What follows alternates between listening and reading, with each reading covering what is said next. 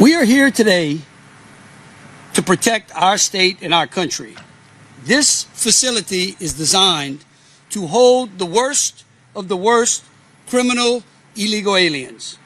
I would like to begin by thanking Secretary Noem, General Bondi, Deputy Director Sheehan for being with us today and for their strong partnership in helping make America and Louisiana safe again. I also want to thank Secretary Gary Westcott of the Department of Corrections and his team, Warden Vanoy, and everyone who worked day and night to get this facility ready for today. When I became governor, the 57th governor of Louisiana, and President Trump became the 47th president of the United States, we both inherited a mess. Louisiana had 3 of the top 10 most dangerous cities in America. Part of the problem across America was the open border policies of former President Barack Obama and Joe Biden, which left America in shambles. While it is true that America is a country of immigrants, it is also a country of laws, not of men getting to pick and choose which laws they feel like executing. The Democrats' open border policies have allowed for the illegal entry of violent criminals, rapists, child predators, human traffickers, and drug dealers who have left a path of destruction and death throughout America. Just the opioid epidemic alone has cost America 100,000 innocent souls a year. Let me repeat that. 100,000 Americans die each year strictly because we allow poisonous material over these open border policies to pour through a porous border. Until the election of President Trump, no one at the federal level had the courage to stand up to the violence that had gripped this nation, and I repeat, no one. What we are announcing today is not the panacea to our crime problem, but it is part and parcel of the solution. This facility is fulfilling the president's promise of making America safe again. How? By giving ICE a facility to consolidate the most violent offenders into a single deportation and holding facility. This camp was originally built here at Angola to house the most disruptive of prisoners. It was called Camp J. Over the years, it was neglected and fell into disrepair. We decided to repair it and put it back into service to help fulfill the mission of removing criminal, illegal aliens that have been causing havoc in our communities. Now let me say this again. To those who want to gaslight the public that this facility is designed to hold criminal, illegal aliens, the worst of the worst. If you don't think that they belong in somewhere like this, you got a problem. Angola is the largest maximum security prison in the country, with 18,000 acres bordered by the Mississippi River, swamps filled with alligators, and forests filled with bears.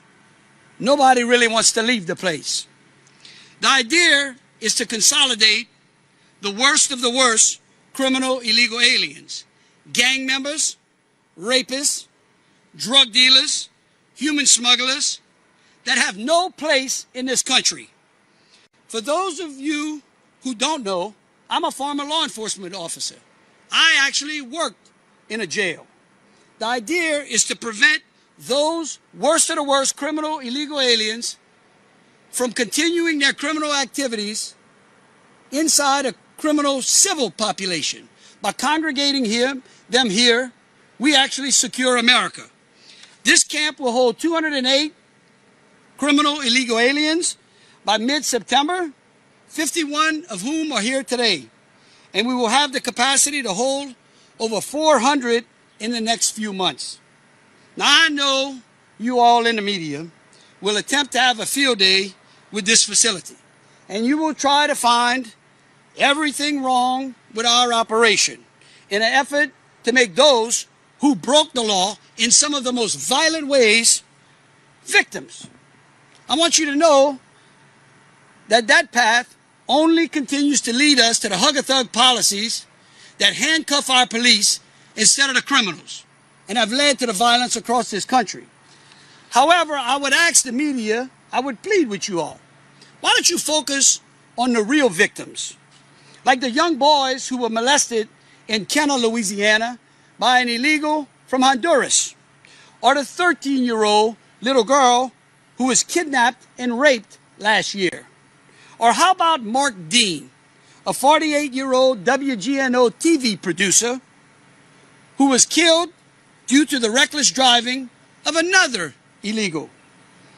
Or the young Nichols female student who was randomly attacked with a hammer outside of St. Thomas's Church. These are just a few of the stories that highlight what is playing out all across America because of the Democrats' open border policies. When we allow our country to be overrun by those who have no respect for our laws or way of life, American families suffer and our communities crumble.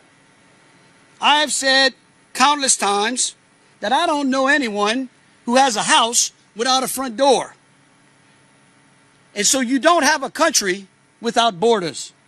It's so refreshing to have a president and a cabinet, like the lady standing behind me, who empower law enforcement to do their jobs, to provide American families the safety they have long wanted, and finally puts America and her people first.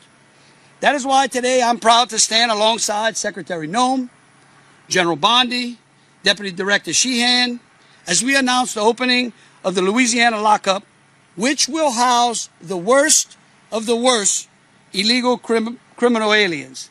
And now I would like to turn it over to my great friend, former governor, and now the Secretary of Homeland Security, Kristi Noem.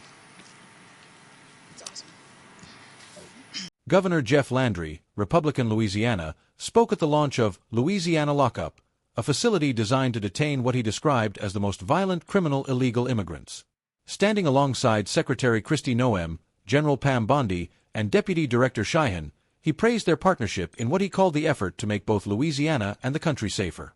He also thanked Secretary Gary Westcott of the Department of Corrections and his team for restoring the once-abandoned Camp J at Angola Prison into a new holding center. Landry reflected on the conditions he said he and President Trump inherited, pointing to Louisiana's ranking among the nation's most violent states and placing blame on what he called the failed border policies of former Presidents Barack Obama and Joe Biden.